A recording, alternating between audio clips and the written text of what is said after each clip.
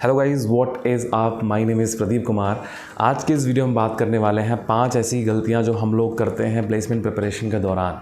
ये जो गलतियां हैं वो बहुत ही कॉमन है। मैंने बहुत सारे लोगों से बात करी, मैं बहुत सारे पर्सनल एक्सपीरियंसेस हैं मेरे एंड बहुत सारे स्टूडेंट्स के साथ जब मैं इंटरेक्ट करता हूँ तो मुझे पता चलता है कि यार ऐसी 5 कॉमन मिस्टेक्स हैं जो हम लोग करते हैं प्लेसमेंट प्रिपरेशन के दौरान। अगर हम उनको अवॉइड करें तो हमारा बहुत सारा टाइम बच सकता है। अच्छा, हमको सिखा रिया है और बहुत अच्छे रिजल्ट्स हमें मिल सकते हैं।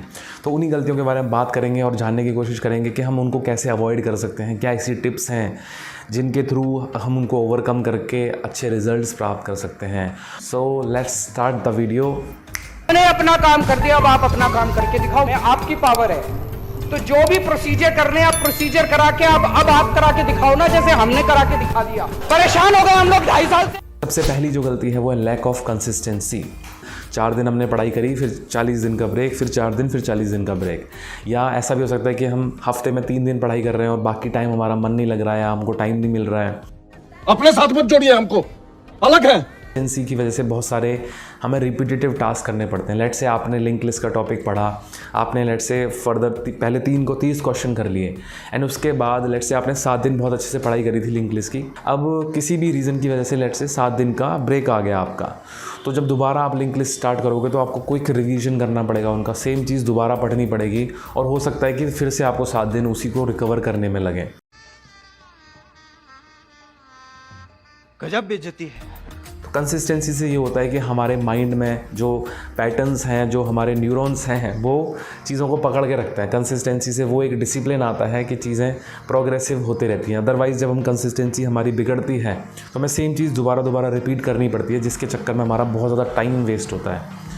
तो जो गलती हम करते हैं वो है कि हम लोगों ने अपना कोडिंग स्टार्ट करी, let's say Geeks for Geeks से हमने अपनी प्रैक्टिस स्टार्ट करी, तो वही कि मंडे ट्यूसडे वेडनेसडे या किसी भी रीज़न की वजह से ब्रेक आ गया तो हमारी कंसिस्टेंसी टूट गई। तो अब हम बात करते हैं, ये प्रॉब्लम बहुत ही जेन्युइन है, सभी बच्चों की ये प्रॉब्लम होती है। तो अब बात करते हैं इसके सॉल्यूशन की कि क्या इसका सॉल्यूशन हो सकता है।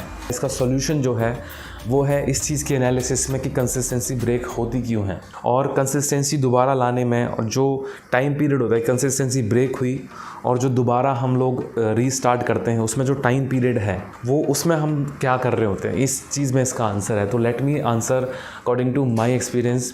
तो जब मैं गेट की प्रिपरेशन कर रहा था एंड प्लेसमेंट प्रिपरेशन भी कर रहा था, तो how I manage to be consistent. And तो उस दौरान क्या है, लेट से आप गूगल कैलेंडर का इस्तेमाल करते हैं। लेट से आपने स्टार्ट किया कि मुझे 7 दिन लिंक लिस्ट करना है या कोई टॉपिक करना है, लेट से अरेज करना है, तो आपने प्लान बनाया 7 दिन का प्रॉपर। तो पहले दिन आपने अच्छे से किया, बहुत ज़्यादा मोटिवेशन होता है पहले दिन, to be very honest with you. पहले दिन बहुत अच्छे से किया, दूसरे दिन किया, तीसरे दिन आपकी मोटिवेशन थोड़ी सी डाउन हो जाती है, किसी भी रीज़न की वजह से आपने उस दिन तैयारी नहीं करी, तो वहाँ पर रेड मार्क कर लो उस कैलेंडर के अंदर कि यहाँ पर प्रिपरेशन नहीं हुई। फिर चौथे दिन नहीं हुआ, 5वें दिन नहीं हुआ, या ऐसा हो सकता है कि एक दिन स्किप हुआ, बाकी दूसरे तीसरे दिन हो गया। गूगल कैलेंडर में आपको पता चल जाएगा कि मैं किस दिन प्रेजेंट था, कितने घंटे मैंने इसमें टाइम दिया। ठीक है, जब आप at the end of the week उसको एनालाइज कर रहे हैं कि यार मैंने इस पूरे 7 दिन में से 4 दिन या 5 दिन मैंने पढ़ाई करी एंड बाकी 2 दिन मैं मूवी देख रहा था या वेब सीरीज़ देख रहा था, ठीक है, इट्स ओके। तो अब आपको क्या वहाँ पे जो आपका एक्शन आइटम होना चाहिए नेक्स्ट वीक के लिए वो है कि अपने आप को फॉरगिव करना। कि अगर आपने एक्सपेक्ट किया था अपने आप से कि मैं 7 दिन पूरे के पूरे पढ़ाई करूँगा, 9 घंटे पढ़ूँगा, बट आप सिर्फ 5 दिन ही पढ़ पाए एंड 4 घंटे ही पढ़ पाए, तो आप अपने आप को फॉरगिव करिए कि at least I am doing some percentage of it. Like जो आपने काम किया है वो वेस्टेज नहीं था, it was a reward. So उसको एज अ इंसेंटिव यूज़ करिए अपने लिए कि आई एम ग्रोइंग। ठीक है, मान लो आप 5 दिन पढ़े, आप 10 दिन का प्लान किया था, 50% आपकी लेट से अभी आपकी कंसिस्टेंसी है। तो don't expect 100% from your self in terms of consistency. Expect कि वो धीरे धीरे ग्रो होगी। तो लेट से आपने 50% ही आपकी कंसिस्टेंसी थी, उसको डिलीट करिए, अगले हफ्ते का फिर से शेड्यूल करिए। तो इससे क्या होगा कि आपको एक फीडबैक मिलेगा पॉजिटिव का कि हम ग्रोइंग, मैं ग्रो कर रहा हूँ। बेकार चीज़ क्या है, अगर आपने 100% एक्सपेक्ट किया था बट आप 100% नहीं दे पा रहे अपना, लेट्स से किसी भी रीज़न की वजह से वो कंसिस्टेंसी टूटी, तो आपको डीमोटिवेशन आता है कि यार मैंने सोचा था कि मैं 10 दिन पढ़ूंगा लेकिन मैंने 5 दिन पढ़ा, यार मेरे से बेकार कोई स्टूडेंट ही नहीं है, मैं नहीं पढ़ने वाला ये सब चीज़। ठीक है, फिर आप छोड़ देते हो, फिर 15-20 दिन के बाद आपको रियलाइज़ होता है यार ये तो बहुत इंपॉर्टेंट चीज़ है, इससे तो प्लेसमेंट होगा, फिर से आप वही चीज़ स्टार्ट करते हो। तो इस लूप में फंस जाते हो, क्योंकि जो कंसिस्टेंसी का जो ब्रेक होता है ना, उसके बीच में ही सारी वेब सीरीज़ ख़त्म करते हो आप। उसके बीच में ही गेम ऑफ थ्रोन्स मैंने ख़त्म किया था पूरा। तो ये मेरा पर्सनल एक्सपीरियंस है कि ऐसे आप कंसिस्टेंसी को मेंटेन कर सकते हो कि at the end of the week forgive yourself, restart का जो साइकिल है वो जल्दी होना चाहिए आपका। इससे आप कंसिस्टेंसी मेंटेन कर सकते हो over a long period of. अब हम बात करते हैं दूसरी गलती के बारे में जो हम करते हैं कि हमारे पास बहुत सारे रिसोर्सेज हैं, we keep switching over the resources and at the end of the day we realise that कि कुछ नहीं मिल रहा है। तो स्विचिंग से काफ़ी आपका माइंड में स्ट्रेस आता है। कोई भी आप रिसोर्स लीजिए, कोई भी प्लेटफॉर्म ले लीजिए, आपको डेफिनेटली उसकी टेस्टिमोनी मिलेगी। बहुत सारे ऐसे लोग मिलेंगे जिन्होंने सिर्फ वही प्लेटफॉर्म यूज़ किया है कंसिस्टेंटली एंड लॉयल्टी के साथ उसको यूज़ किया है एंड वो सक्सीड हुए हैं उस पर्टिकुलर ऑब्जेक्टिव में। Let's say Geeks for Geeks है, उससे भी बहुत सारे लोग गूगल में गए, बहुत सारे लोग फैंक्स में गए, बहुत सारे लोग अच्छी कंपनीज़ में गए, सर्विस बेस में भी गए, ठीक है। उसी तरीके से जितनी भी कंपनीज़ हैं उनमें हर प्लेटफॉर्म से ही लोग जा रहे हैं। ऐसा नहीं है कि सिर्फ लीड कोड से ही हर जगह जा रहे हैं, ऐसा नहीं है कि सिर्फ GFG से जा रहे हैं, कोडिंग निंजाज पैप कोडिंग से जा रहे हैं, हर जगह से जा रहे हैं। कोई लोग सिंपल शीट करके भी जा रहे हैं। तो what is more important is कि आपकी लर्निंग्स क्या हैं, आप कितने कंसिस्टेंट हो उस पर्टिकुलर चीज़ को फॉलो करने में। तो फ़ायदा क्या होता है अगर हम स्विच नहीं करते हैं मल्टीपल, इससे फ़ायदा हमें आता है हम थोड़े से चैलेंज एक्सेप्ट करने वाले बनते हैं। पहला रीज़न जो मैं literally to be very honest with you, जो हमारा रीज़न होता है ना मल्टीपल प्लेटफॉर्म से स्विच करने का, वो होता है कि हमसे क्वेश्चन नहीं हो रहा है। लेट्स से आप लीड कोड पे कोई क्वेश्चन कर रहे हो, मीडियम क्वेश्चन कर रहे हो, आपने को अपना ट्राई किया, आपसे नहीं हुआ, दूसरा क्वेश्चन नहीं हुआ, तीसरा क्वेश्चन नहीं हुआ, आपको लगता है कोडिंग बेकार है, मेरे से तो नहीं होगी कोडिंग, ठीक है। तो फिर 2-3 दिन का ब्रेक लेते हो, कंसिस्टेंसी रूल 1 ब्रेक हुआ, ठीक है।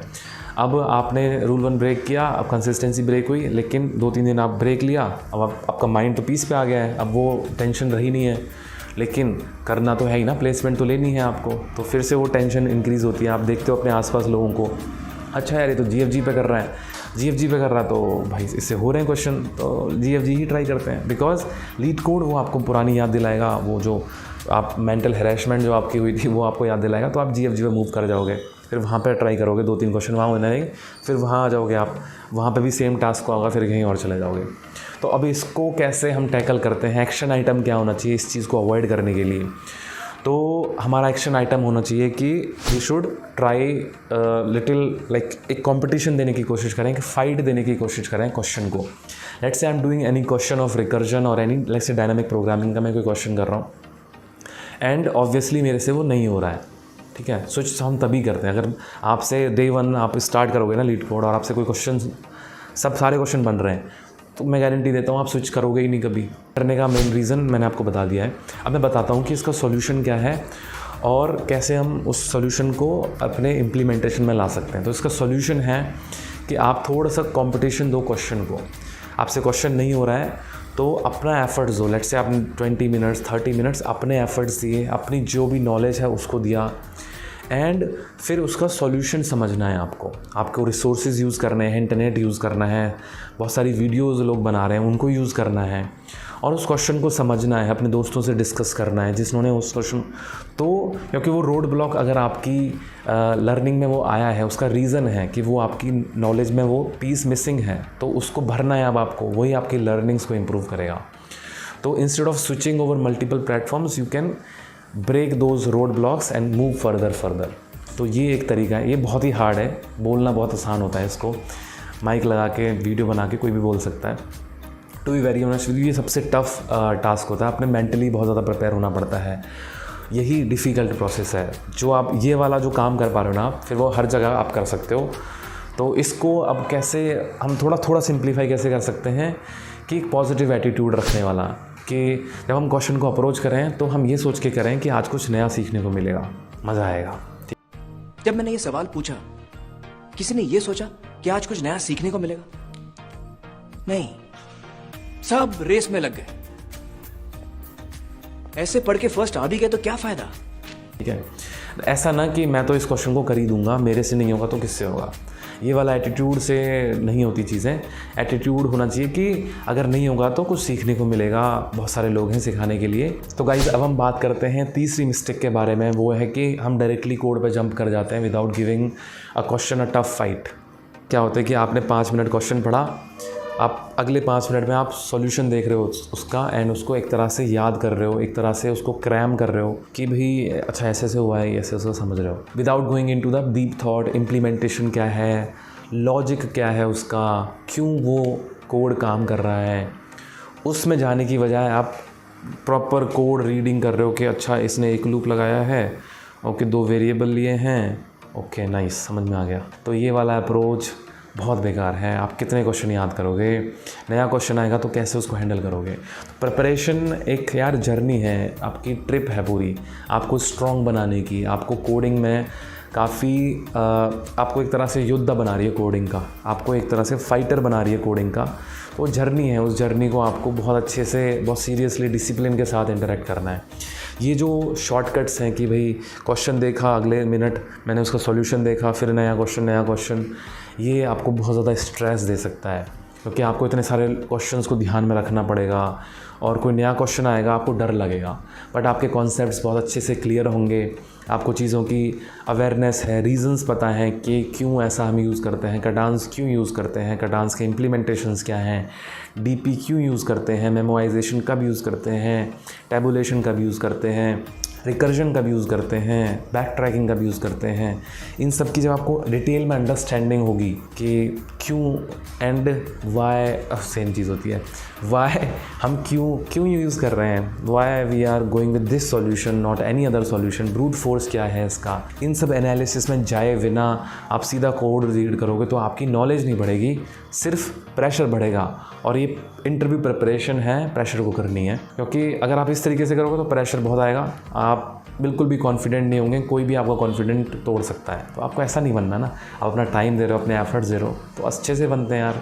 थोड़ा टाइम ज़्यादा लग सकता है बट जब भी जो भी बनेंगे स्ट्रॉन्ग बनेंगे, अच्छे से बनेंगे, ठीक है। तो आपको शॉर्टकट्स नहीं लेने हैं, सॉल्यूशंस इजीली नहीं देखने हैं। जब आपको पूरा अपने एफर्ट्स डाल दिए तब आपको सॉल्यूशंस देखने हैं। और सॉल्यूशन में भी सिर्फ कोड नहीं समझना है, आपको समझना है कि पीछे का आपको इंट्यूशन समझना है कि ये लॉजिक क्यों ऐसा है, क्यों ये लॉजिक काम कर रहा है, ये लॉजिक ओरिजिनेट किस कॉन्सेप्ट से होता है। तो वो बड़ा डिफ़िकल्ट, कई बार मैं मानता हूँ वो लॉजिक बड़ा डिफ़िकल्ट होता है। Order of an solution is the most challenging solution होता है। वो बहुत ही ऑप्टिमाइजेशन, बहुत लोगों ने उसको सोचा है तब जाके वो सॉल्यूशन बना है। उसको आप 5 मिनट के अंदर समझने की कोशिश कर रहे हो, ऐसा नहीं है। उसको टाइम दो, तभी टाइम दो जब आप एग्जॉस्ट हो चुके हो, आपने अपना पूरा ट्राई किया, फिर उसके बाद उसको टाइम दे रहे हो आप। और कोशिश करो कि कम से कम देखने की कोशिश करें ऐसे। फॉर एग्ज़ाम्पल अगर आपके पास टाइम ही नहीं है बिल्कुल एंड आपको क्विक रिवीजन करना है चीज़ों का और आपने वो चीज़ें समझ रखी हैं, तब आप कोड देख सकते हो। कोड देखने का पॉइंट तब होता है कि आपको उसका लॉजिक पता है, जस्ट कि इन केस आपका 4-5 दिन बाद इंटरव्यू तो एक तरह से गो थ्रू कर लिया कि अच्छे से लॉजिक पता है, ओके इस तरह से इम्प्लीमेंटेशन हुआ है। तो वो एक हेल्दी तरीका है चीज़ों को करने का। तो गाइस अब हम बात करते हैं चौथी गलती के बारे में जिसको बहुत ज़्यादा लोग करते हैं, मैं खुद करता था, hard work over smart work. So I kind of relate myself to a hard worker instead of a smart worker. तो मैंने गेट के टाइम पे और प्रिपरेशन में बहुत ज़्यादा हार्ड वर्क करता था कि सेम चीज़ को बहुत बार किया है और रॉ रिसोर्सेज से उसको किया है, बुक्स वगैरह से ज़्यादा पढ़ा है। तो यार to be very honest with you, आपका जो टाइम है वो बहुत ज़्यादा इंपॉर्टेंट चीज़ है, उसको आप वाइजली स्पेंड किया करो। तो अगर आप सेम कॉन्सेप्ट को समझने में लेट्स से 4 दिन लगा रहे हो, बच्चे क्या करते हैं कि लेट्स से ऑपरेटिंग सिस्टम उनको पढ़ना है तो बड़ी सी किताब ले आएंगे, उसको पढ़ेंगे 2 महीने तक, ठीक है, और नो डाउट बहुत अच्छे से वो चीज़ उनको समझ में आ जाएगी। But same cheese let's say आपने बुक से पढ़ा है और आपने किसी ऐसे बंदे से पढ़ा है जो उस चीज़ को 10 साल से पढ़ा रहा है, तो डेफिनेटली जो आपका पर्सपेक्टिव होगा उसको पढ़ने में और जो टीचर के थ्रू आप जो पढ़ रहे हो उसमें ज़मीन आसमान का अंतर होगा। तो better to study things from professionals, from the one who is experienced, not from the one like raw तरीके से आप पढ़ रहे हो किताबें। वो एक तरीका ठीक है, वो तब कर सकते हो जब आपने चीज़ें समझ ली हैं। लेट्स से किसी का टीचिंग में सबसे ज़्यादा इंपॉर्टेंट होता है थॉट प्रोसेस, ठीक है। सेम चीज़ को समझाने के बहुत सारे तरीके होते हैं, ठीक है। मेरा खुद का एक्सपीरियंस है, मैंने कंप्यूटर साइंस की सारी किताबें पढ़ी हैं, to be very honest with you. COA को छोड़ के उसकी किताब समझ में नहीं आएगी किसी को, वो भी पढ़ ले। मैंने CSE की सारी किताबें पढ़ी हैं गेट प्रिपरेशन के दौरान। तो मैं बता सकता हूँ कि बुक्स से ज़्यादा एक अच्छे टीचर पे आप रिलाई करिए और बुक्स तब पढ़िए जब आपके पास टीचर से पढ़ लिया उसके बाद आपके पास टाइम है।